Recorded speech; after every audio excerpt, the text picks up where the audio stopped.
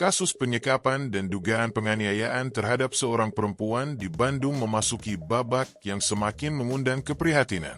Setelah korban berhasil diselamatkan dan menjalani perawatan intensif, Menteri Kesehatan Budi Gunadi Sadikin mengungkapkan bahwa kondisi fisik korban mengalami kerusakan yang cukup berat sehingga peluang untuk pulih sepenuhnya belum dapat dipastikan.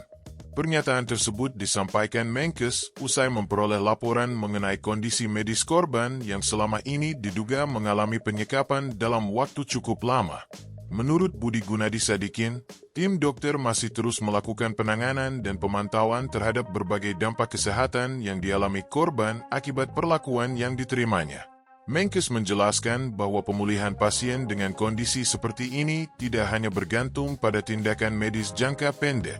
Ada sejumlah faktor yang akan menentukan perkembangan kondisi korban, termasuk tingkat kerusakan fisik yang telah terjadi serta respons tubuh terhadap proses pengobatan dan rehabilitasi yang dijalani. Karena itu, pemerintah belum dapat memberikan jaminan bahwa kondisi fisik korban akan kembali seperti semula. Fokus utama saat ini adalah memastikan korban memperoleh layanan kesehatan terbaik agar proses pemulihan dapat berjalan semaksimal mungkin. Kasus tersebut sebelumnya menggemparkan publik setelah aparat kepolisian mengungkap dugaan penyekapan terhadap seorang perempuan yang disebut dilakukan oleh pria bernama Taufik Hidayat. Korban ditemukan dalam kondisi memprihatinkan dan segera mendapatkan penanganan medis setelah berhasil dievakuasi. Temuan awal aparat dan tim medis menunjukkan bahwa korban mengalami berbagai gangguan kesehatan yang diduga berkaitan dengan lamanya masa penyekapan. Kondisi itu membuat proses pemulihan diperkirakan membutuhkan waktu panjang serta penanganan lintas disiplin. Selain persoalan fisik, sejumlah pihak juga menyoroti kemungkinan dampak psikologis yang dialami korban. Pengalaman kekerasan dan penyekapan dalam waktu lama seringkali meninggalkan trauma mendalam yang memerlukan pendampingan khusus dari tenaga profesional. Pemerintah melalui Kementerian Kesehatan menyatakan akan terus memantau perkembangan kondisi korban. Menkes Budi Gunadi Sadikin menegaskan bahwa keselamatan dan pemulihan korban menjadi prioritas utama, sementara seluruh kebutuhan medis yang diperlukan akan diupayakan semaksimal mungkin. Di sisi lain, proses hukum terhadap tersangka terus berjalan. Taufik Hidayat yang sebelumnya masuk daftar pencarian orang, DPO, telah diamankan aparat dan kini menjalani pemeriksaan lebih lanjut. Polisi juga tengah melengkapi alat bukti untuk memperkuat berkas perkara sebelum memasuki tahap berikutnya.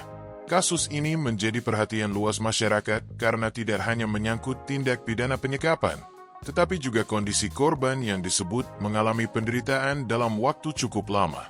Berbagai pihak mendesak agar proses hukum dilakukan secara transparan sekaligus memastikan korban mendapatkan perlindungan maksimal. Pernyataan Menkes mengenai belum pastinya pemulihan fisik korban semakin memperlihatkan beratnya dampak yang ditimbulkan oleh kasus tersebut. Publik kini tidak hanya menunggu perkembangan proses hukum terhadap pelaku, tetapi juga berharap kondisi korban dapat terus membaik setelah menjalani perawatan intensif. Seiring berjalannya waktu, tim medis akan terus melakukan evaluasi terhadap perkembangan kesehatan korban. Hasil evaluasi tersebut nantinya akan menjadi dasar dalam menentukan langkah rehabilitasi lanjutan agar korban memiliki peluang pemulihan yang lebih baik di masa mendatang. Tak, ini hanya pita. Tak. Kamu kumaha perasaannya? Udah ditangkap nih si pelaku. Alhamdulillah senang sekali, terima kasih Kapolda sudah membantu saya jadi lebih senang lagi, saya lebih bahagia lagi dan saya lebih tenang karena dia sudah tertangkap. Kita pengennya dia diapain tani? Hukumannya apa tak? Saya pengennya dia dihukum seberat mungkin biar dia ngerasain apa yang saya rasain. Kita serahkan ya tanya ke pihak berwajib. Amin, ya Allah, semoga si pelaku dihukum seberat-beratnya, setimpal-timpalnya. Kalau bisa mata ganti mata, hidung ganti hidung, mulut ganti hidung. Ya dibikin hancur. Amin, terima kasih. Kita tetap kuat ya. Semua warga Indonesia mendukung Pita, ngasih kekuatan buat Pita. Terima kasih. Terima kasih. Ya. Ini ayahnya nih. Mas, harapan Mas Irin gimana nih buat si pelaku? Ya hukumlah seberat-beratnya. Sebenarnya kan emang kita negara hukum ya kalau bisa seumur hidup aja. Sebab kan anak kita juga seumur hidup cacat. Itu Iya. aja. Iya. Kita berterima kasih ya kemarin Pak Iya. Dedi ya. Terima kasih Pak Dedi, Kapolda juga terima kasih Kapolda sekali. dan jajarannya yang udah Iya, ya dan kerja. jajarannya sudah bekerja sama. Biar orangnya ketangkap. Terima kasih sekali. Buat Pit. Nah Pit, itu si pelaku itu punya ciri-ciri khusus nggak di badannya Pit? Dia punya tato ikan kalau nggak salah. Tato ikan di belah mana? Di tangannya. Di tangannya ada tato Iya, ikan. Nah, di terus? tangannya ada tato ikan. Pokoknya tangannya banyak tatonya aja. Tato ikan di sebelah kanan kiri. Saya lupa lagi saya Lagi di ya. Tapi tangan. ada tato ikan di tangan Ada kanannya. tangan, iya. Terus banyak tato. Banyak tatonya. Oke, siap. Kita pokoknya semangat terus ya. Amin, terima kasih sekali. Jangan menyerah. Banyak yang ngedoain Pita, ngedukung Amin, Pita. terima kasih atas dukungannya semuanya.